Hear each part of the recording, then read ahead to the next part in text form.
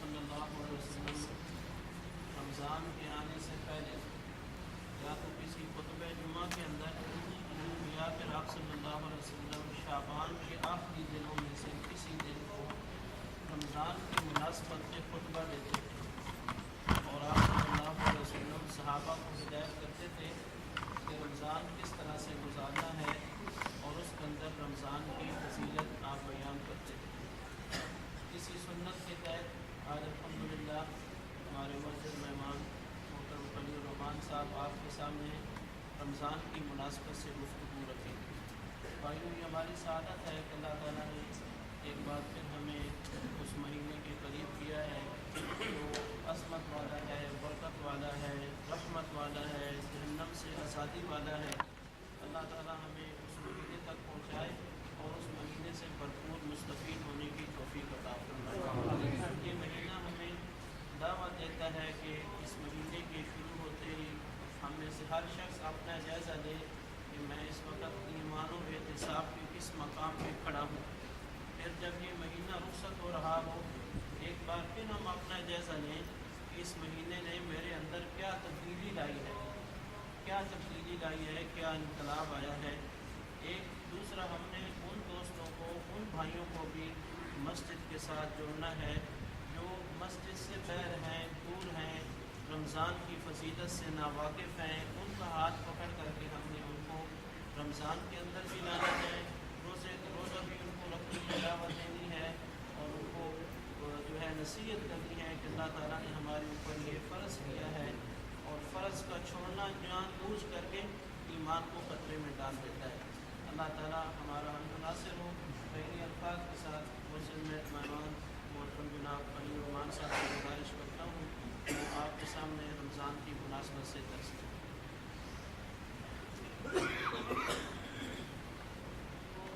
ان الحمد للہ نحمده ونستعینه ونستغفره ونتوکل علیہ ونعوذ باللہ من شرور انفسنا ومن سیئات اعمالنا من یهده اللہ فلا مضل له ومن یضلل فلا هادی له ونشهد ان لا الہ الا اللہ وحدہ لا شریک له ونشهد ان سیدنا محمدا عبدہ ورسولہ۔ فاعوذ باللہ من الشیطان الرجیم، بسم اللہ الرحمن الرحیم۔ یا ایھا الذین آمنوا کتب علیکم الصیام کما کتب علی الذین من قبلکم لعلکم تتقون۔ اے لوگو جو ایمان لائے ہو، تم لوگوں پر روزے فرض کیے گئے جس طرح تم سے پہلے کی قوموں پر روزے فرض کیے گئے۔ امید ہے، توقع ہے کہ تم لوگ تقوی اختیار کرو۔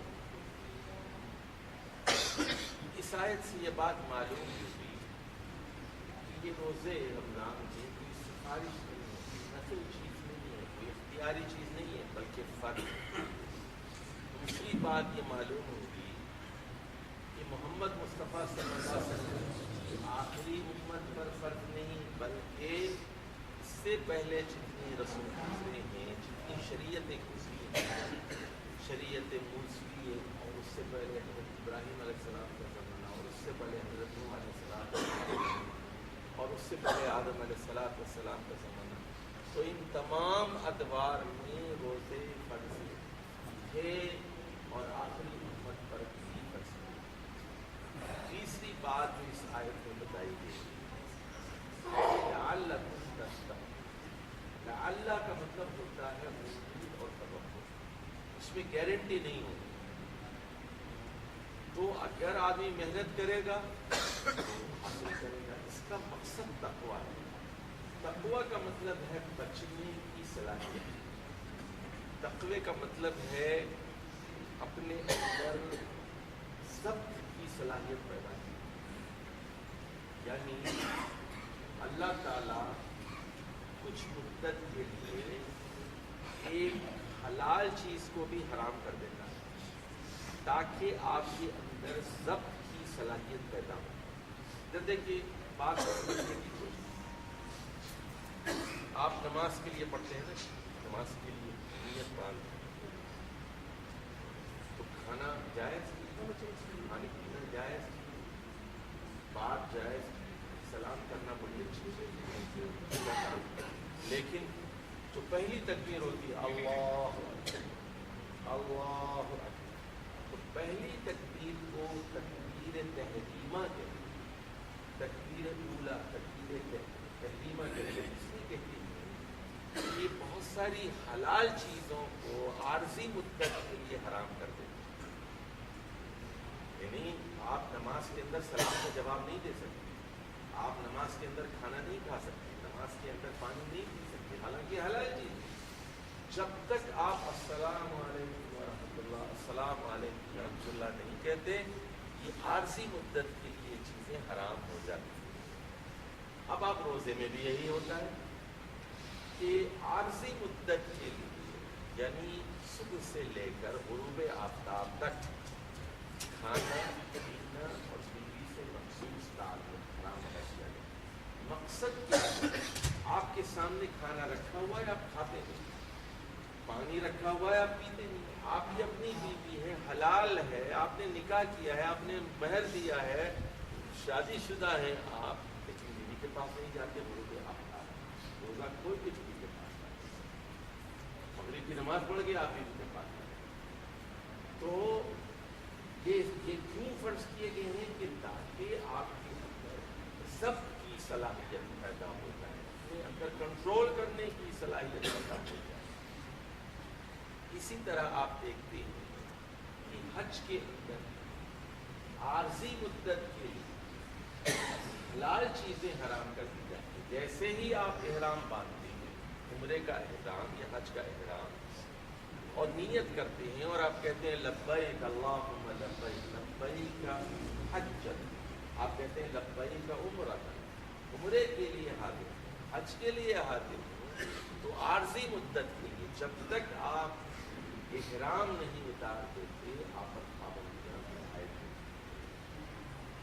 اور پھر جب تک آپ طواف زیارت نہیں کر لیتے، طواف افاضہ اور طواف حج نہیں کر لیتے، بیوی سے تعلق بھی آپ کے لیے ممنوع رہتا ہے۔ تو اس طرح اللہ تعالیٰ یہ چاہتا ہے کہ انسان کے اندر نماز کے ذریعے، روزے کے ذریعے، حج کے ذریعے عارضی طور پر پابندی عائد کر کے انسان کے اندر ضبط نفس کی صلاحیت پیدا کی جائے، اور اسی کے لیے فرمایا گیا لعلکم تتقون، ایاما معدودات، یہ گنتی کے دن ہیں، معدود دن ہیں، گنے ہوئے دن ہیں، یعنی مہینہ 29 ڈیز کا ہوگا یا 30 دن کا، 29 دن یا 30 دن، 29 سے کم نہیں ہو سکتے، 30 سے زیادہ نہیں ہو سکتے۔ اور بفرض محال فرض کیجیے رمضان شروع ہو چکا تھا لیکن چاند نظر نہیں آیا، بادل تھے، اور آپ نے ایک دن لیٹ شروع کیا، اس کے بعد ہوا یہ کہ 28 دن کے بعد چاند نظر آ گیا، ایک روزہ کم ہو گیا آپ، تو پھر آپ کریں گے یہ کہ پہلی شوال کو عید کریں گے، اور دوسری شوال کو وہ جو روزہ رہ گیا ہے آپ کا وہ رکھیں گے، کیونکہ رسول اللہ صلی اللہ علیہ وسلم نے فرمایا مہینہ 29 دن کا ہوتا ہے یا 30 دن کا، اس سے 29 سے کم نہیں ہو سکتا اور 30 سے زیادہ نہیں ہو سکتا۔ حضرت علی کرم اللہ وجہ کے زمانے میں ایسا ہوا، ایک مرتبہ، اس میں کوئی پریشانی کی بات نہیں، ہمارے لوگ بڑے جذباتی ہو جاتے ہیں، پریشانی ہو جاتی ہے، ان کے زمانے میں بھی ایسا ہوا کہ بادل تھے اور پہلی تاریخ کو روزہ نہیں رکھا جا سکا، لوگوں نے ابھی رمضان شروع نہیں ہوا، پھر 28 دن کے بعد ہوا یہ چاند نظر آ گیا، انہوں نے عید کر لی، اور عید کے دوسرے دن کے اپنا ایک چھٹا ہوا روزہ رکھا۔ فمن كان منكم مريضا او على سفر فعدة من ايام اخر، تم میں سے جو کوئی بیمار ہو یا سفر کی حالت میں ہو تو وہ بعد میں ان روزوں کی تکمیل کرے۔ اب یہ اللہ تعالیٰ کی طرف سے ایک سہولت ہے، رخصت ہے۔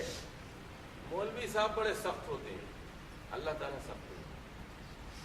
مولوی صاحب کے پاس جب جاتے ہیں آپ تو مولوی صاحب کہتے ہیں اچھا میرے پاس آیا نا اس کو نچوڑ کے چھوڑوں گا، اس کو تو نچوڑوں گا اچھی طرح. یہ نہیں کر سکتے، یہ حرام، وہ حرام، روزہ رکھو، یہ نہیں ہو سکتا، وہ نہیں ہوتا، تمہارا نکاح ٹوٹ گیا،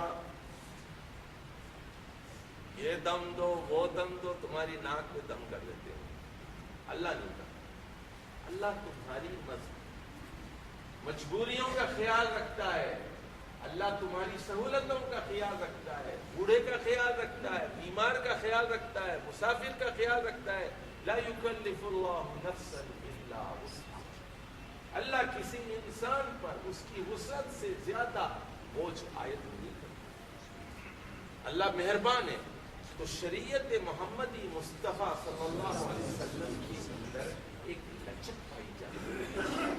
جوان کے لیے اور حکم ہوتا ہے، اور ایک آدمی رسول اللہ صلی اللہ علیہ وسلم کے پاس آیا.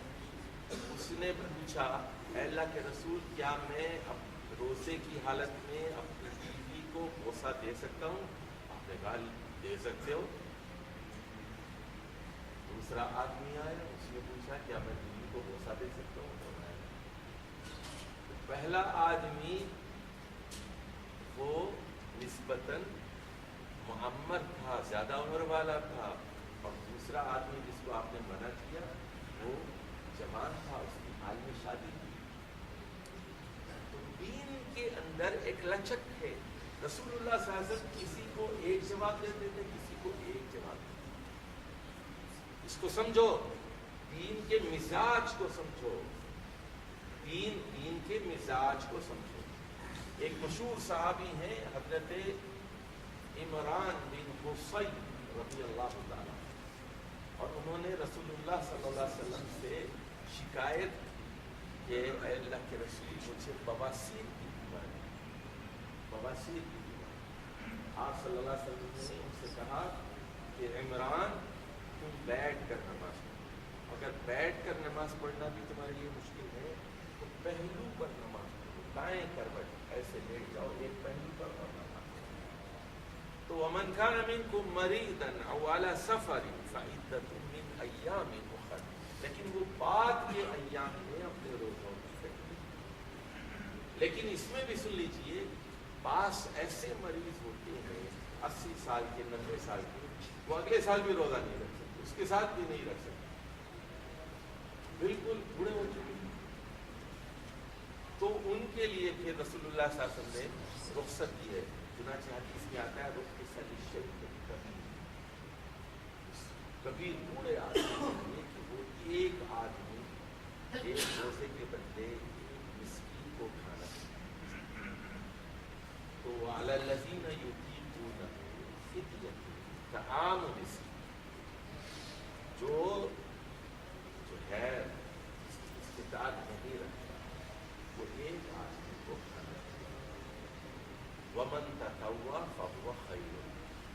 لیکن ایک امیر آدمی کہتا میں 2 کو کھانا کھلاتا ہوں، 3 کو کھلاتا ہوں، 4 کو کھلاتا ہوں. بھائی کھلاؤ. جو تطوع ہے نا، ایک ہے ومن تطوع فهو خیر وان تصوموا خیر لکم. اگر لیکن مجبور بھی ہمت کر کے 80 سال والا بھی، 90 سال والا بھی، 100 سال والا بھی ہمت کر کے روزہ رکھے، وان تصوموا فهو خیر لکم. شہر رمضان الذی انزل فیہ القرآن. رمضان کا مہینہ وہ مہینہ ہے جس میں قرآن نازل ہوا.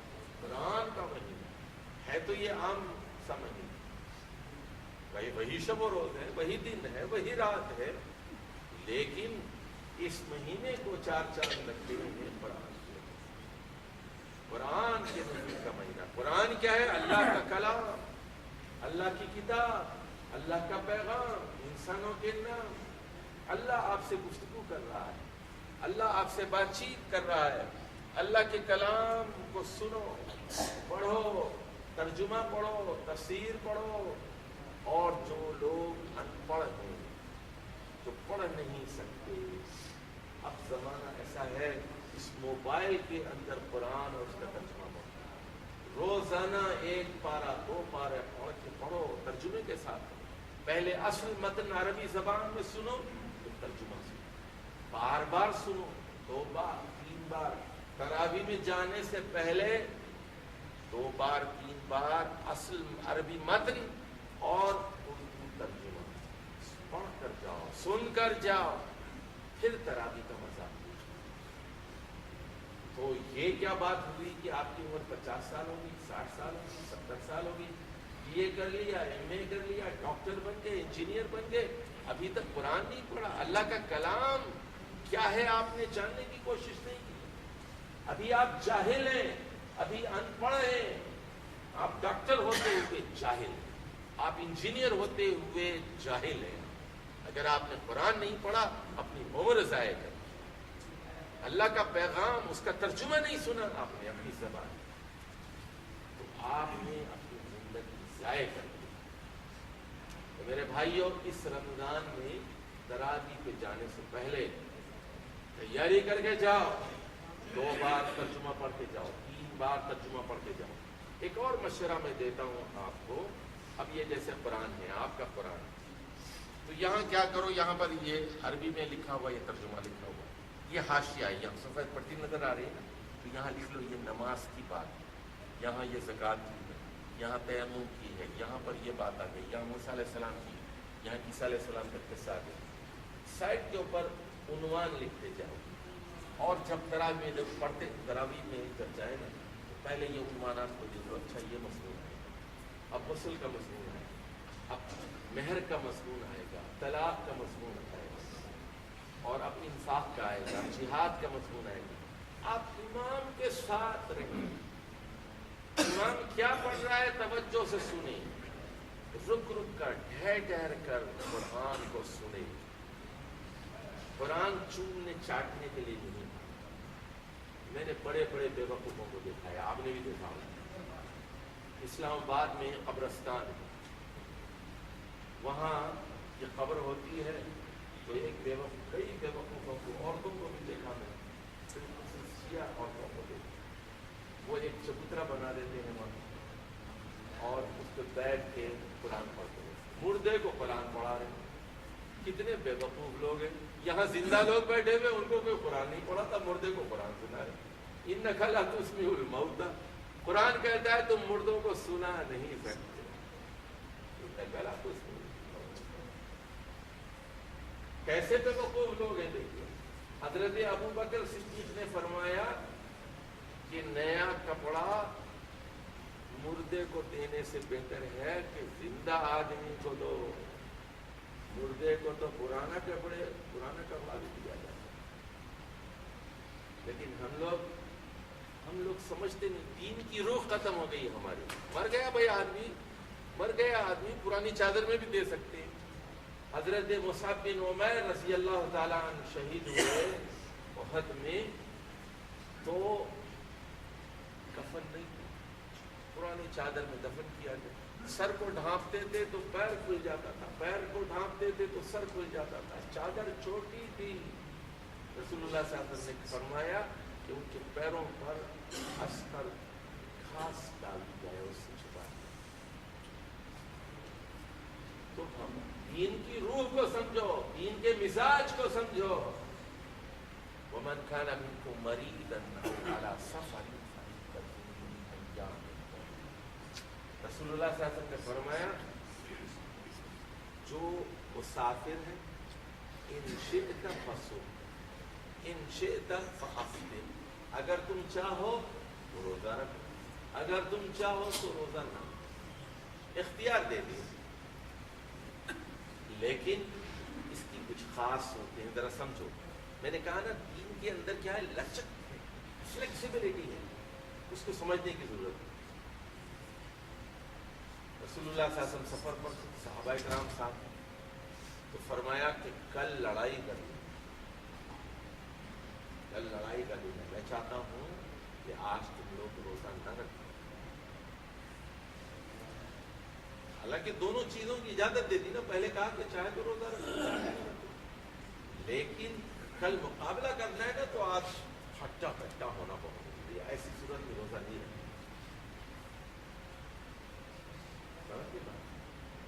دوسری بات، ایک مرتبہ رسول اللہ صلی اللہ علیہ وسلم سفر میں تھے تو ایک آدمی کے اطراف زحام، بڑا رش تھا ان کے طرف. کیا ہے؟ فرمایا صائم، پیر صاحب روزے سے اور ان پر پانی کا چھڑکاؤ ہو رہا ہے. تو کچھ لوگ ایک چادر لے کے ان کے اوپر سایہ کیے، مرید گھیرے ہوئے. رسول اللہ صلی اللہ علیہ وسلم نے فرمایا لیس البر الصوم فی السفر، یہ کوئی نیکی نہیں ہے کہ مریدوں سے خدمت لیں، سفر میں روزہ رکھیں. کوئی چادر چڑھا رہا ہے، کوئی پانی چھڑک رہا ہے، کوئی خدمت کر رہا ہے، کوئی سر دبا رہا ہے، کوئی پیر دبا رہا ہے. تماشا بنایا ہوا دین کا آپ نے. کیوں سفر میں ہے، کیوں روزے سے ہو؟ لوگوں سے خدمت لینے کے لیے. خدا بن بیٹھے ہو. تو دین کے مزاج کو سمجھو، دین کے مزاج کو سمجھو. دین کے لچک میں جہاں ضرورت نہیں ہے. اسی طرح رسول اللہ صلی اللہ علیہ وسلم 8 ہجری میں مکے کی طرف جاتے ہیں، مکے کی طرف. تو رمضان 8 ہجری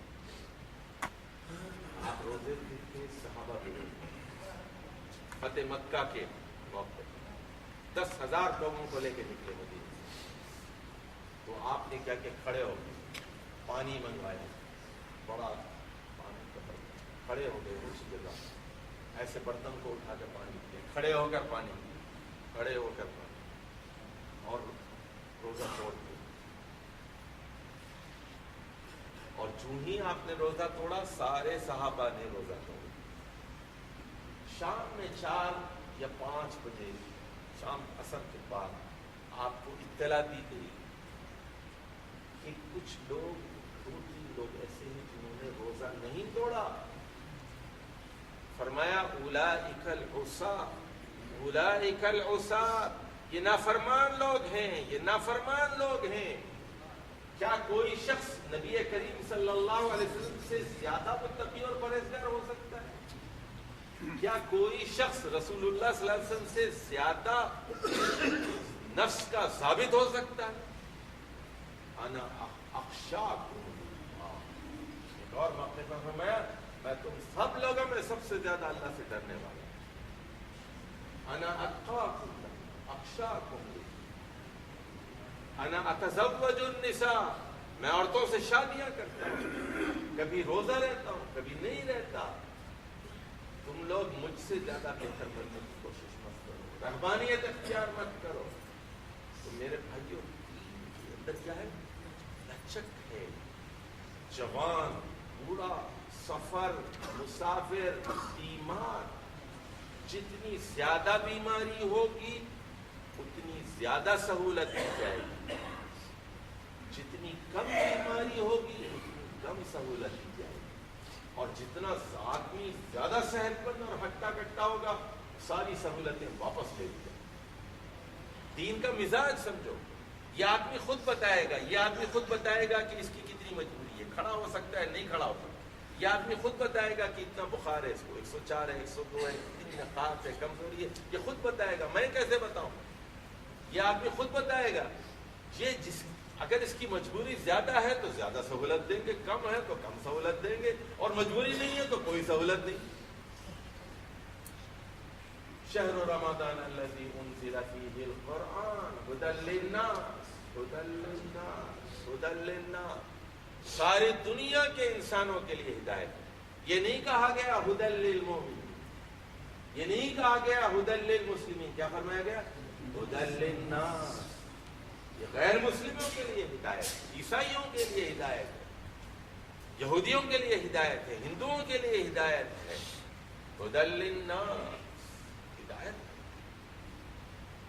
ھدی للناس وبینات من الہدى، اور ہدایت کے بینات پر مشتمل ہے. بینات کا مطلب ہے، عربی میں بیان کہتے ہیں ٹیلے کو، اونچی جگہ کو بیان کہتے ہیں. بینات کا مطلب ہے ٹیلے پر ہر چیز واضح نظر آتی ہے. آپ کو اونچی چیز ہوتی ہے، جیسے ممبر پر اگر امام کھڑا ہوا ہے وہاں پر سب کو نظر آتا ہے، سب دیکھ سکتے، پورا ہال، مسجد کا حال اس کو دیکھ سکتے. تو بین کا مطلب ہے بالکل واضح، غیر مبہم، ان ایمبیگوس، بالکل صاف شفاف۔ تو ہدایت کی بینات پر مشتمل ہے، یہ کتاب مبین ہے، بالکل کھول کر واضح کرنے والی کتاب، 2 اور 2 4 کی طرح ہے۔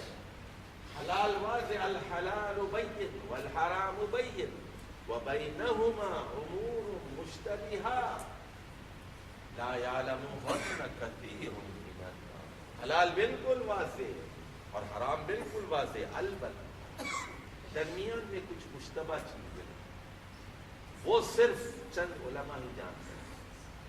لا یعلمہن کثیر من الناس، بیشتر لوگ نہیں جان سکتے، اس کے لیے علم کی گہرائی ضروری ہے۔ بینات من الہدی والفرقان، یہ کتاب ایک فرقان ہے۔ فرقان یعنی فرق کرنے والی کتاب، ایک کسوٹی ہے، یہ حق اور باطل کے فرق کو نمایاں کرنے والی کتاب، یہ صحیح اور غلط کو کھول کر بتاتی ہے، یہ بلیک ہے، یہ وائٹ ہے، یہ سیاہ ہے، یہ سفید ہے، یہ حلال ہے، یہ حرام ہے، یہ صحیح ہے، یہ غلط ہے، فرقان ہے۔ یہ عیسائیوں کو بتاتی ہے کہ ان کی کتاب میں کیا تحریر، یہ یہودیوں کو بتاتی ہے کہ اس کتاب میں کیا تحریر، یہ مسلمانوں کو بتاتی ہے کہ کیا حلال ہے، کیا حرام ہے، کیا صحیح ہے، کیا غلط ہے، فرقان ہے۔ اس کتاب کو پڑھنے کے بعد آدمی کے اندر قوت تمیز پیدا ہو جاتی ہے۔ اس کتاب کو پڑھنے اور سمجھنے کے بعد آدمی ہوشیار ہو جاتا ہے، سمجھدار ہو جاتا ہے، اس کو کھرے اور کھوٹے کا فرق معلوم ہوتا ہے، اس کو اصلی اور نقلی کا فرق معلوم ہو جاتا ہے۔ فرقان ہے نا، اس کو جھوٹے مولویوں اور سچے علماء کا فرق معلوم ہوتا ہے، اس کو بہروپیوں اور ایمانت دار، دیانتدار لوگوں کا فرق معلوم ہوتا ہے۔ یہ فرقان ہے، جو کہ اس کتاب کو سمجھے گا، پڑھے گا، اس کو ان پیسے پٹورنے والے دنیا دار مولویوں کا پتہ چل جاتا ہے، جو مریدوں کی انجمن سجاتے ہیں، اور ان کو وہ مخلص لوگ معلوم ہو جاتے ہیں جو اپنی نمازوں میں روتے ہیں، جو رسول اللہ صلی اللہ علیہ وسلم سے محبت کرتے ہیں، درویش ہوتے ہیں، ان کا فرق معلوم ہو جاتا ہے، کھرے اور کھوٹے کا فرق معلوم ہو جاتا ہے۔ فرقان، فمن شہد منکم الشہر فلیصم، جو کوئی اس مہینے کی شہادت دے، فمن شہد منکم الشہر فلیصم، اس کے لیے لازمی ہے، ضروری ہے کہ وہ روزہ رکھے۔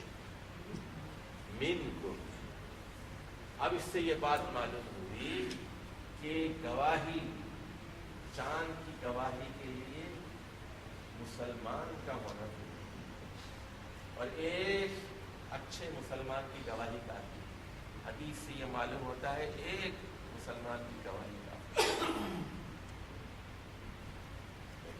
چاند ایسی چیز ہے کہ بہت سارے لوگ دیکھ لیتے ہیں، لیکن ایک بھی سچا پکا مسلمان ہے، اس کی گواہی آتی ہے۔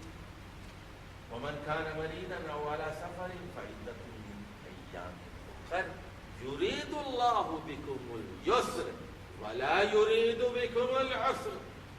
دیکھیے اللہ کتنا مہربان کہ اللہ تعالیٰ تم پر آسانی چاہتا ہے، اللہ تم پر عسر نہیں چاہتا، تنگی نہیں چاہتا، مشکل نہیں چاہتا۔ مولوی صاحب آپ کی جان مصیبت میں ڈال دو، اللہ نہیں چاہتا، اللہ آپ کے لیے آسانی کرنا چاہتا۔ اگر آپ کھڑے کے نماز نہیں پڑھ سکتے، اللہ کہتا ہے بیٹھ کے پڑھ، بیٹھ کے نہیں پڑھ سکتے، کروٹ پر کروٹ لے کے پڑھ، سیدھی جانے کروٹ، بازو پہ لیٹ جاؤ، نماز پڑھو۔ آپ وضو نہیں کر سکتے، تیمم کرو، غسل نہیں کر سکتے، ایکسیڈنٹ ہو گیا، اس ہاتھ پہ پٹی ہے، اس ہاتھ پہ پٹی ہے، کیسے وضو کریں گے، کیسے نہائیں گے؟ دین آسان ہے۔ حدیث میں آتا ہے جب رسول اللہ صلی اللہ علیہ وسلم کے سامنے 2 چیزیں پیش کی جاتی تھیں تو آپ آسان چیز کا انتخاب فرماتے، البتہ اگر حرام چیز ہوتی تو پھر سب سے زیادہ دور بھاگنے والے آپ۔ کان ابعد ابدا دور. دین آسان ہے. الدین یسر. جب حضرت معاذ بن جبل اور ابو موسیٰ اشعری رضی اللہ تعالی عنہما کو یمن کی طرف بھیجا تو فرمایا دیکھو یسرا، تم دونوں یمن کے لوگوں پر جا رہے ہو حاکم بن کر، گورنر بن کر، معلم بن کر، مبلغ بن کر، لوگوں پر آسانی ہو. یسرا ولا تعسرا،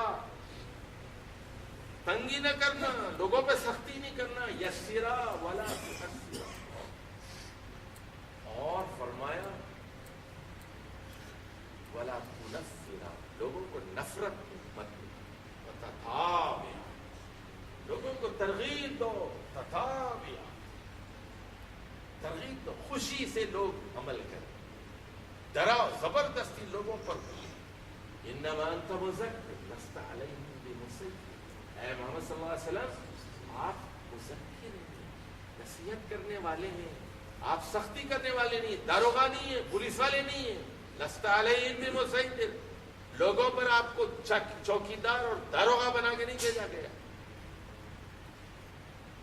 یسروا یسرا ولا تعسرا، دین آسان، دین آسان. الدین یسر.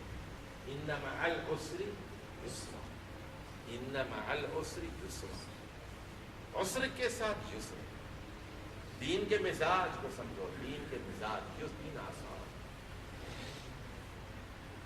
رسول اللہ صلی اللہ علیہ وسلم ایک سفر میں تھے تو ایک آدمی کو سر پر چوٹ لگی اور خون بہنے لگا. اور جب چوٹ زیادہ ہوئی اس کے نتیجے میں اس کو بخار آ گیا. اور جب رات میں وہ سو گیا تو احتلام ہو گیا اور وہ ناپاک ہو گیا. ناپاک ہو گیا. ابی داؤد میں ناپاک ہو گیا. صبح اٹھا، سب لوگ فجر کی تیاری کر رہے تھے. اس نے پوچھا لوگوں سے هل تجدون لی رخصتا فی التیمم، کیا آپ لوگ، میری حالت یہ ہے، میں بخار بہت زیادہ ہے، بیٹھ چکا ہے اور رات میں ایک اور آفت آ گئی کہ ناپاک ہو چکا ہے، کیا میرے لیے تیمم کی گنجائش ہے؟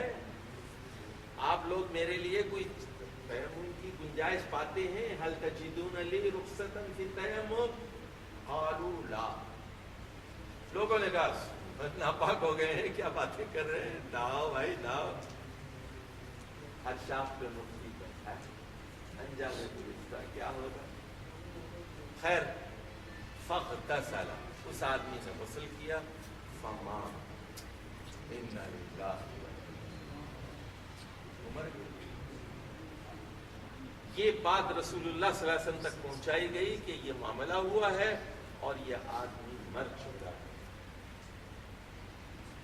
آپ صلی اللہ علیہ وسلم نے فرمایا قاتلہم اللہ، قتلوہ، قاتلہم اللہ، انہوں نے اس کو مار ڈالا، اللہ ان کو مارے، اللہ ان کو غارت کرے. قاتلہم اللہ قتلوہ. اور اس کے بعد کارآمد بات، بڑے پتے کی بات فرمایا کہ جاہلیت کا علاج سوال ہے. جاہلیت کا علاج کیا ہے؟ ارے خدا کے بندو، معلوم نہیں ہو تو کسی اہل علم سے پوچھو. بغیر علم کے فتوے دیتے ہو. اہل علم سے پوچھو، کسی مفسر سے پوچھو، محدث سے پوچھو، حدیث کے عالم سے پوچھو، قرآن اور حدیث کے عالم سے پوچھو. جہالت کا علاج کیا ہے؟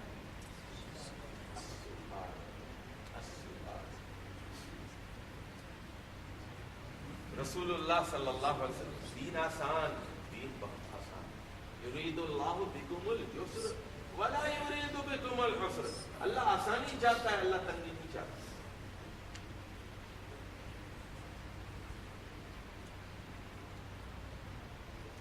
ایک مرتبہ رسول اللہ صلی اللہ علیہ وسلم سے بیویوں نے مطالبہ کیا کہ نفع زیادہ برا غلط کی چھوڑی جا سکتی. آپ نے قسم کھا لی کہ ایک مہینے تک بیوی کو ہاتھ نہیں لگانا. قسم کھا لی, قسم کھائیں تو قسم پورا کرنا ضروری ہے. جب 29 دن پورے ہو گئے, قسم کتنے کی تھی؟ ایک مہینے. 29 دن جب پورے ہوئے تو آپ حضرت عائشہ صدیقہ رضی اللہ تعالی عنہا کے پاس گئے, ام المومنین. اچھا, حضرت عائشہ دن گن رہی تھی. وہ جب نزدیک گئے تو انہوں نے کہا, حضرت عائشہ نے, ایک دن باقی ہے, آپ نزدیک نہیں آ سکتے, ایک دن باقی ہے. 29 ہوئے, 30 نہیں ہوئے. رسول اللہ صلی اللہ علیہ وسلم نے فرمایا, مہینہ 29 کا بھی تو ہوتا ہے. میں نے 30 کی قسم نہیں کھائی تھی, میں نے مہینے کی قسم کھائی تھی. اب دیکھیے دو احتمالات, مہینہ 29 کا بھی ہو سکتا ہے, 30 بھی ہو سکتا ہے. لیکن آپ نے ایک آسان چیز کا انتخاب فرمایا. یرید اللہ بکم اليسر ولا یرید بکم العسر ولتکملوا العدۃ ولتکبروا اللہ علی ما ہداکم ولعلکم تشکرون. اور تمہیں عدت کی تکمیل کرنی چاہیے. فرض کیجیے آپ کے 5 روزے چھوٹ گئے, بعد میں رکھیے آپ کی بیوی کے 5 روزے چھوٹ گئے ناپاکی کی وجہ سے, وہ بعد میں اس کی تکمیل ہے. وَلِتُكْمِلُوا الْعِدَّةَ, وہ 29 ڈیز یا 30 دن کی تکمیل ضروری ہے. وَلِتُكْمِلُوا الْعِدَّةَ وَلِتُكَبِّرُوا اللَّهَ عَلَى مَا هَدَاكُمْ. اور اللہ کی کبریائی کا اظہار بہت ضروری ہے کہ جو ہدایت آپ کو ملی, روزوں کی ہدایت, تراویح اور قیام اللیل کی ہدایت, قرآن مجید کی ہدایت, اور اس مہینے میں انفاق کی ہدایت. تو عید کے دن پہلا کام آپ کا یہ ہے, جب عیدگاہ کی طرف جا رہے ہیں, نماز کے لیے جا رہے ہیں, اللہ اکبر لا الہ الا اللہ, اللہ اکبر وللہ الحمد لتکبروا اللہ علی ما ہداکم. اور پھر جب آپ خطبہ ہوگا, نماز پڑھیں گے تو اس میں کی تکبیریں زیادہ ہوں. پہلی رکعت میں 7 تکبیریں زیادہ اور دوسرے میں 5, یعنی کل 12 تکبیریں زیادہ. اور ایک دوسری روایت میں ہے پہلے میں 3 زیادہ اور دوسرے میں 6 زائد ہے. اور جب امام خطبہ دے گا, خطبے میں بھی تکبیر پڑھے گا, بار بار تکبیر پڑھے گا. اللہ بڑا ہے, اللہ سب سے بڑا ہے, اللہ اکبر. فرشتوں سے بڑا ہے, انبیاء سے بڑا ہے, اولیاء سے بڑا ہے, انبیاء سے بڑا ہے, رسولوں سے بڑا ہے, سب سے بڑا اللہ. پہاڑوں سے, آسمان سے, زمین سے, انسانوں سے, سب سے بڑا اللہ. اللہ خالق, سب اس کے سامنے کوئی اختیار نہیں. لِتُكَبِّرُوا اللَّهَ عَلَى مَا هَدَاكُمْ وَلَعَلَّكُمْ تَشْكُرُونَ. اور امید ہے کہ تم شکر گزار بنو گے, شکر ادا کرو. اللہ نے تمہیں یہ کتاب نازل کی, اس کا شکر کیسے ہوگا؟ اس کو پڑھو گے تو شکر ہوگا نا, ورنہ نہ شکرے ہوگے تم. اس کو سمجھو. افلا یتدبرون القرآن, کیا تم قرآن میں غور و فکر نہیں کرتے, تدبر نہیں کرتے؟ ام علی قلوب اقفالها, کیا تمہارے دلوں پر تالے پڑے ہوئے ہیں, قفل پڑے ہوئے ہیں؟ یہ کتاب کس لیے نازل کی گئی ہے؟ لیدبروا آیات ولیتذکر اولو الالباب, تاکہ تم اس کی آیات پر غور کرو, اس کی چھپی ہوئی حکمتوں کا سراغ لگاؤ, اس کے پیچھے جو حکمت ہے اس کو سمجھنے کی کوشش کرو, اور جو عقل مند لوگ ہیں اس سے نصیحت حاصل کریں. اس کے بعد فرمایا گیا وَإِذَا سَأَلَكَ عِبَادِي عَنِّي فَإِنِّي قَرِيبٌ. اور جب میرے بندے میرے بارے میں پوچھیں تو بتا دینا میں بہت قریب ہوں. یاد رکھیے, قریب کے لیے کسی وسیلے کی ضرورت نہیں, کسی واسطے کی ضرورت نہیں. یہ آدمی قریب ہے, میرا پکا دوست ہے، اس کے لیے سفارش وسیلے کی ضرورت ہے؟ اللہ قریب ہے، اس کو کسی وسیلے اور واسطے کی ضرورت نہیں۔ اسلام جب آیا تو پہلے یہ ہوتا تھا جاہلیت کے زمانے میں، اور ہر مذہب میں جب تحریفات ہوئی، مذاہب بگڑ گئے، بگاڑ آیا، تو ہر پیر یہ کہنے لگا تم خدا تک نہیں پہنچ سکتے، ہمارے ذریعے سے آؤ، پہلے پیسے رکھو، یہاں پہلے پیسے رکھو، پہلے یہاں ہمیں سجدہ کرو، پہلے ہمارا رکوع کرو، پہلے جیب خالی کرو، ہم پہنچائیں گے اللہ کے پاس۔ اسلام جب آیا تو انسان آزاد ہو گیا، اب اللہ اور انسان کے درمیان کوئی چیز نہیں رہی۔ اللہ کو آپ اسروا قولکم ابھی جھروگی برابر ہے، آپ یا اللہ کہیں تب بھی کوئی فرق نہیں پڑتا، چپ کے دل میں پکارے کوئی فرق نہیں پڑتا۔ اللہ وہ بآواز بلند آپ کی آواز کو بھی اسی طرح سن لیتا ہے جس طرح چپ کے آپ اپنے دل میں اس کو پکار۔ تو فرمایا انی قریب، دوسری جگہ ہے سورہ قاف میں، نحن اقرب الیہ من حبل الورید، میں رگ جان سے زیادہ نزدیک۔ تو کوئی واسطہ نہیں ہے، کوئی وسیلہ نہیں، ڈائریکٹ آپ اللہ کا پہنچ، غریب ہو، امیر ہو، کوئی ہو، ان پڑھ ہو، جاہل ہو، دیہاتی ہو، عالم ہو، اللہ بات کرو اللہ سے، اللہ کے نزدیک پہنچ جاؤ۔ اللہ بہت خوش ہوتا ہے، بہت خوش ہوتا ہے جب آپ اس کو پکارتے ہیں، جب آپ اس کی طرف ایک قدم بڑھتے ہیں وہ 10 قدم آپ کے پاس آ جاتے ہیں، قریب۔ اور حدیث میں آتا ہے جب آپ اس کے پاس چل کر جاتے ہیں تو دوڑ کر، اللہ تو تیار بیٹھا ہے آپ کو معاف کرنے کے لیے، رحمتوں کو نچھاور کرنے کے لیے، بخشش کرنے کے لیے۔ اللہ تعالیٰ قرآن میں فرماتا ہے وَمَا يَفْعَلُ اللَّهُ بِعَذَابِكُمْ إِن شَكَرْتُمْ وَآمَنْتُمْ، اللہ کو کیا پڑی ہے کہ آپ کو سزا دے۔ مولوی صاحب کہتے ہیں مارو اس کو، اللہ نہیں کہتا۔ اللہ کہتا ہے بندہ میرے پاس آ رہا ہے، توبہ کر کے آ رہا ہے، معافی مانگ رہا ہے، رو رہا ہے، گڑ گڑا رہا ہے، معافی کے لیے بیٹھا ہوں۔ بخاری میں ایک واقعہ نقل ہوا بنی اسرائیل، صحیح بخاری، ایک آدمی نے 99 قتل کی، 99 آدمیوں کو قتل کیا۔ عالم کے پاس گیا، پوچھا ہاں بھائی میری کوئی بخشش ہو سکتی؟ انہوں نے کہا بھائی تو نے 99 بندوں کو مارا ہے، تیری کیا بخشش ہوگی؟ نہیں۔ اچھا اس نے کیا کیا، اس کو بھی قتل کر دیا، پورے 100۔ اس کے بعد اس لوگوں سے پوچھتا رہا تو بڑا عالم بتاؤ، بڑا عالم بتاؤ۔ انہوں نے کہا 500 200,000 میں پتہ نہیں کتنی، بہت بڑا عالم۔ اب وہ چل پڑا کہ میں تو مجھے مغفرت چاہیے، مجھے معافی چاہیے، مغفرت کی طلب میں بڑھتا گیا عالم کی تلاش میں کہ مجھے کوئی حل بتائے، سولوشن۔ خیر ہوا یہ راستے میں اس کی موت آ گئی، مر گیا۔ اب فرشتے آ گئے، ایک طرف عذاب کے فرشتے تھے اور ایک طرف رحمت کے فرشتے۔ عذاب کے فرشتوں نے کہا اس نے 100 قتل کی، رحمت کے فرشتوں نے کہا یہ مغفرت کی طلب میں جا رہا ہے۔ تو حدیث میں آتا ہے کہ اللہ تعالیٰ نے کہا کہ فاصلہ ناپا جائے کہ وہ گھر سے جہاں مرا ہے وہ فاصلہ زیادہ ہے یا جہاں مرا ہے اور جہاں وہ جانا چاہتا تھا مغفرت کے لیے وہ فاصلہ زیادہ ہے۔ پھر اللہ نے اس زمین کو کشادہ کیا اور گھر کا فاصلہ زیادہ ہو گیا اور جہاں وہ جانا چاہتا تھا وہ کم ہو گیا اور اللہ نے اس کی مغفرت۔ قصہ کہانی نہیں بتا رہا ہوں، صحیح بخاری کی صحیح حدیث بتا رہا ہوں، جھوٹے قصے نہیں ہیں، جھوٹی داستانیں نہیں ہیں۔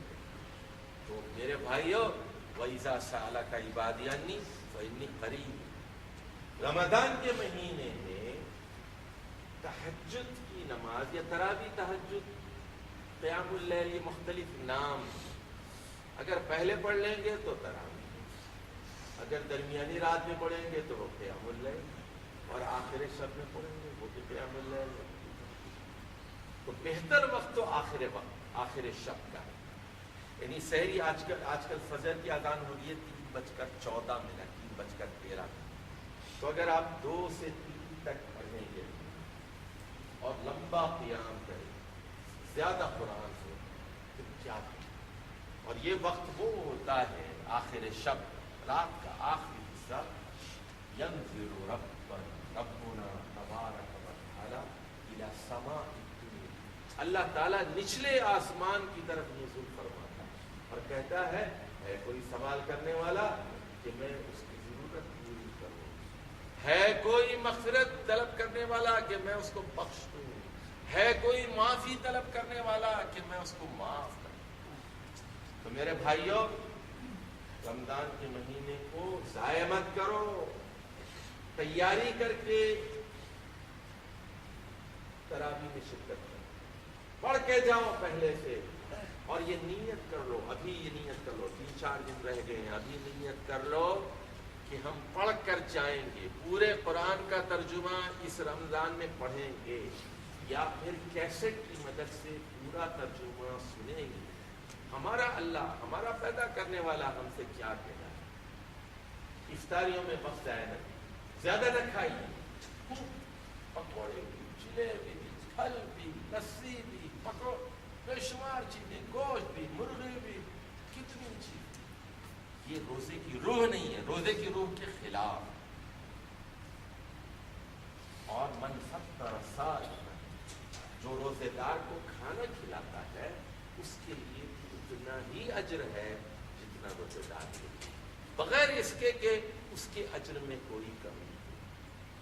تو کم کھائیے، اپنے کھانے میں کسی غریب کو شریک، سحری کے وقت کسی آدمی کو اپنے کھانے میں شریک کریں، جو آپ کھاتے ہیں وہی کھلائیے، آ جائیں گے میرے ساتھ، آ جائیں، روٹی ہے، 1 سالن ہے، 1 روٹی، یہ کھا لیجیے، ایک کھانا، ایک بس، اور کیا کھائیں؟ تو زیادہ نہ کھائیں، زیادہ کھائیں گے تو تراویح میں نیند آئے گی اور اچھا آرام ہوگا۔ کم کھائیے، فریش رہیں گے، کم کھائیے، فریش رہیں گے، پھل زیادہ کھائیے، جوس زیادہ پی لیجیے، روٹی کم کھائیے، روٹی کم کھائیے، یعنی آدھی روٹی صبح، آدھی روٹی شام، 1 روٹی صبح، 1 روٹی شام، 1 روٹی سے زیادہ نہیں کھائیں، بلکہ آدھی زیادہ نہیں، پھل کھا لیجیے تاکہ تازہ تر رہے۔ ان ناشئۃ اللیل ہی اشد وطئا واقوم قیلا، رات کا اٹھنا، 2 بجے اٹھنا، تہجد کے لیے اٹھنا، یہ نفس کو کنٹرول کرنے کے لیے ایک مؤثر ہتھیار ہے، واقوم قیلا، اور جو پڑھا جا رہا ہے قرآن کے فہم کے لیے اقوام۔ تو تہجد کا مقصد کیا ہے؟ قرآن کا فہم۔ اور یہ شبینے کرتے ہیں، اسلام آباد میں بڑے ڈرامے ہوتے ہیں، پاکستان تو پتہ ہے نا، ڈراموں کی سرزمین، ایک سے پڑھ کے ایک ڈرامہ، لوگ کینیڈا سے بھی آ کے ڈرامے کرتے ہیں۔ تو رمضان کے اندر ڈرامے ہوتے ہیں، اس میں یہ شبینہ جائز نہیں، ایک رات میں قرآن پڑھنا۔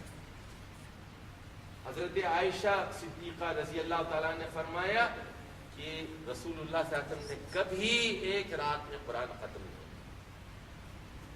حضرت عبداللہ بن عمرو بن عاص بہت بڑے صحابی، عربی کے ماہر ہیں، کہنے لگے کہ میں کتنا قرآن پڑھوں؟ فرمایا مہینے میں 1 قرآن پڑھوں۔ انہوں نے کہا میں زیادہ پڑھ سکتا ہوں، کہا کہ مہینے میں 2۔ انہوں نے کہا میں اور تیز پڑھ سکتا ہوں، کہا کہ ہفتے میں 1 ختم کروں۔ انہوں نے کہا میں اور تیز پڑھ سکتا ہوں، فرمایا 3 دن میں قرآن ختم کروں۔ انہوں نے کہا میں اور بھی تیز پڑھ سکتا ہوں، کہا نہیں، من اقل الصلاۃ، 3 سے کم نہیں، 3 سے کم نہیں۔ اور عبداللہ بن عمرو بن عاص اہل زبان تھے، عربی ان کی گھر کی باندھی تھی، ان کے محاورے میں قرآن نازل ہوا۔ تو قرآن کو پڑھنا نہیں ہے، سمجھنا ہے، اسی لیے قرآن کے بارے میں خود اللہ فرماتا ہے وَرَتِّلِ الْقُرْآنَ تَرْتِيلًا، رک رک کر پڑھو، ٹھہر ٹھہر کے پڑھو۔ دنیا کی کوئی کتاب ایسی نہیں ہے جس کے مصنف نے یہ کہا ہو کہ رک کے پڑھو، ٹھہر کے پڑھو، یہ اللہ کی کتاب ہے۔ اللہ کہتا ہے وَرَتِّلِ الْقُرْآنَ تَرْتِيلًا، رک کے پڑھو، سمجھ کے پڑھو، ترجمہ پڑھو، تفسیر پڑھو، تمہاری زندگی بدل جائے گی۔ حدیث پڑھو، بخاری پڑھو، مسلم پڑھو، آزاد ہو جاؤ۔ لوگوں کی غلامی سے نکلو، جاہلوں کی غلامی سے نکلو۔ اللہ کا کلام خود آپ سے خطاب ہے۔ میرے بھائیوں، یہ مہینہ ہے جود و کرم کا، فیاضی کا۔ رسول اللہ صلی اللہ علیہ وسلم کے بارے میں کان اجود، سب سے زیادہ لوگوں میں فیاض۔ ایک مرتبہ ایک بدوی کو آپ نے دیا تو فرمایا، اسے جا کے اپنے قبیلے میں کہا کہ محمد صلی اللہ علیہ وسلم کو مفلسی کا خوف نہیں، دونوں ہاتھوں سے لٹاتے ہیں، دونوں ہاتھوں سے لٹاتے ہیں۔ اور جب رمضان آتا تھا، صحیح بخاری کی حدیث ہے، کان اجود من الریح المرسلہ، آپ تیز آندھی سے بھی زیادہ سخی اور فیاض ہو جاتے۔ خوب پیسے کرو، پیسہ خرچ کرنے سے مال میں کمی نہیں ہوتی۔ قرآن کہتا ہے یمحق اللہ الربا ویربی الصدقات، اللہ تعالیٰ سود میں بے برکتی پیدا کرتا ہے اور صدقات کو نشو و نما دیتا ہے۔ مثل الذین ينفقون فی سبیل اللہ کمثل حبۃ، جو خرچ کرتا ہے ایک دانہ بھی تو وہ دانے کی طرح پڑتا جاتا ہے، اس کی شخصیت بکھرتی جاتی ہے۔ تو میرے بھائیوں، یہ مہینہ انفاق کا مہینہ ہے۔ جب آپ کو بھوک لگے گی، پیاس لگے گی، آپ کو یہ احساس ہونا چاہیے کہ یار غریب لوگ کس طرح زندگی گزارتے ہیں۔ آپ تو یہاں کویت میں آ گئے نا، آپ کو مرغی بھی مل رہی ہے، گوشت بھی مل رہا ہے، مچھلی بھی مل رہی ہے، پھل بھی مل رہے ہیں، آدھا کھانا آپ کھا کے آدھا چھوڑ دیتے ہیں۔ لیکن دنیا میں کچھ لوگ ایسے ہیں جنہیں روٹی کا ٹکڑا بھی میسر ہے۔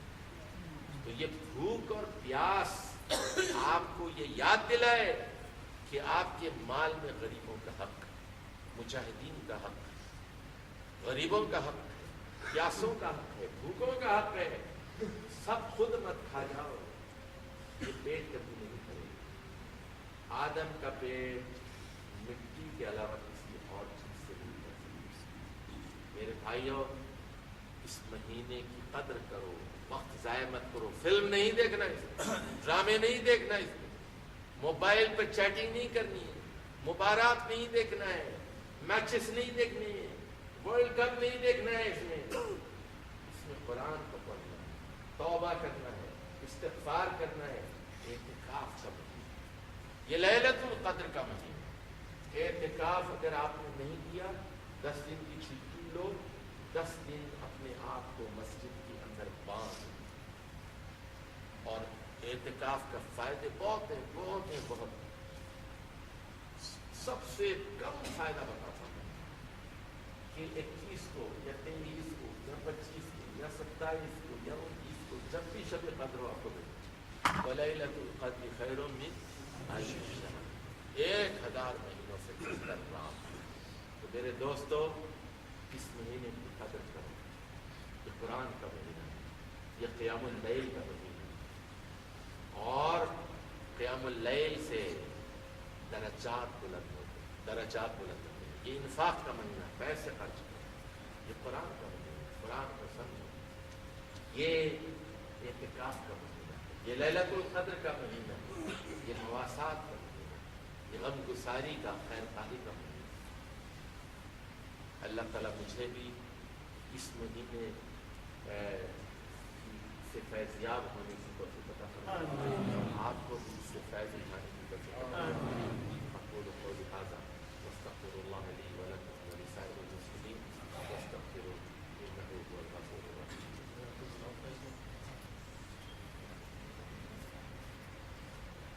موجود محترم صاحبین، محترم مولانا خلیل الرحمان صاحب کے مشکور ہیں۔ اللہ تعالیٰ کے علم میں، عمر میں سے اسرائی کو تکبر عطا فرمائے۔ بیان کے اللہ تعالیٰ میں توفیق دیں کہ آنے والے مہینے کا ہم استقبال ایمان اور احتساب کے ساتھ کریں، اور یہ مہینہ ہمارے لیے نجات کا ذریعہ بن جائے۔ انشاءاللہ ہر سال کی طرح اس سال بھی مسجد ابو رافع کے اندر قیام اللیل یعنی نماز تراویح کے ساتھ خلاصہ قرآن جو کچھ ہم پڑھتے ہیں اس کو نماز تراویح کے بعد مختصراً بیان کیا جاتا ہے. جیسے محترم نے فرمایا ہے کہ جو اہم موضوعات آتے ہیں وہ ہمیں پتہ ہونا چاہیے ہم نے آج کیا پڑھا ہے. تو آپ وقت نکال کر کے ضرور وہاں مسجد ابو رافع میں یہ حدیقے کے بعد قریب کا جو حدیقہ اس کے آگے مسجد آتی ہے سیراب کے اندر, اس میں ہم جو ہے نماز تراویح پورا قرآن الف لام میم سے الناس تک پڑھا جاتا ہے. اسی طرح سے قرآن کو سمجھنے کے لیے یہاں ہم نے ایک مدرسے کا اہتمام کیا ہوا ہے. یہاں ہمارے ڈائریکٹر محمد ظفر صاحب قرآن کی تفسیر اور تجوید پڑھاتے ہیں. تو یہ ہمارے لیے سعادت بھی ہے کہ ہمارا جتنا وقت قرآن کے سائے میں گزرے اتنا ہی وہ قیمتی ہے. دنیا کا ہر کام ہم سیکھ لیتے ہیں لیکن ہم قرآن سے عموماً پیچھے ہٹ جاتے ہیں. کہ کوشش کریں اپنا وقت نکالیں. 4 دن ہفتے میں کلاس ہوتی ہے, ہفتہ اتوار اور منگل بدھ, اور عشاء کے بعد ہوتی ہے. تقریباً ہم سب لوگ کام سے آ کر کے کھانا وانا کھا کے فارغ ہو چکے ہوتے ہیں. تھوڑی دیر کے لیے جا کر کے ہم سیکھ لیں تو ہمارے لیے وہ بھی نجات کر سکے بنے گا. انشاءاللہ آنے والا جو جمعہ ہے خطبہ جمعہ محترم خلیل الرحمان صاحب دیں گے ابو رافع مسجد کے اندر. آپ سب بھائیوں سے گزارش ہے کو اور دوست احباب کو بھی اس میں شرکت کی دعوت ہے. اسی طرح سے جیسا بیان کیا گیا ہے انفاق فی سبیل اللہ کا مہینہ ہے. ہر سال کی طرح اس سال بھی پاکستان سے الخدمت فاؤنڈیشن جو ہے وہاں لوگوں کی خدمت کے لیے کام کر رہی ہے. ہم ان کے اوپر اعتماد کرتے ہیں, وہ ہمیں خدمت کا موقع دیتے ہیں, اور بہت سارے لوگ ہمارے اوپر اعتماد کرتے ہوئے اپنے صدقات فقراء تک پہنچاتے ہیں. تو اس سال بھی انہوں نے افطاری کے لیے یعنی پر ہیڈ ایک آدمی کو پورا مہینہ افطاری کروانے کا جو ریٹ دیا ہے وہ 15 دینار. اگر کوئی کسی فیملی کو تھوڑا بہت سپورٹ کرنا چاہتا ہے جس میں وہ راشن کا باکس دیتے ہیں وہ تقریباً 10 دینار ہے, اور یہ کوئی بڑی رقم نہیں ہے. صدقہ دینے سے نبی مہربان صلی اللہ علیہ وسلم نے فرمایا کہ مال کم نہیں ہوتا. اس لیے ہمیں کوشش کرنی چاہیے کسی ایک غریب کو افطاری کروا دیں, کسی ایک فیملی کو رمضان میں راشن دے دیں تاکہ ہمارے مال کے اندر اللہ تعالیٰ برکت بھی دیں اور قیامت کے دن ہمیں بہترین اجر سے نوازیں. اللہ تعالیٰ ہمیں قرآن و سنت کی صحیح تفہیم عطا فرمائے اور سب کو آخر بار دورے سبق کی تیاری کرنے کی توفیق عطا فرمائے. گزارش کرتا ہوں کہ دعا سے کرتا ہوں.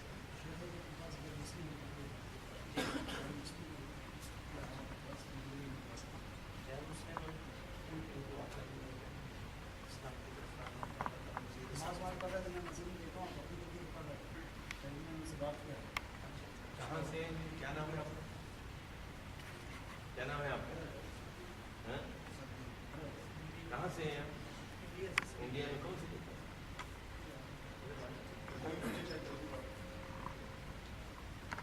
کیا نام ہے آپ کا؟ سندیپ. کون سی جگہ سے؟ پنجاب. پنجاب میں کون سا ضلع کون سا؟ جلندھر. پہلے آپ کی کیا مذہب ہے؟ تو آپ اسلام کو سمجھنے کی کوشش کر رہے ہیں. کیا پتہ چلا اسلام میں؟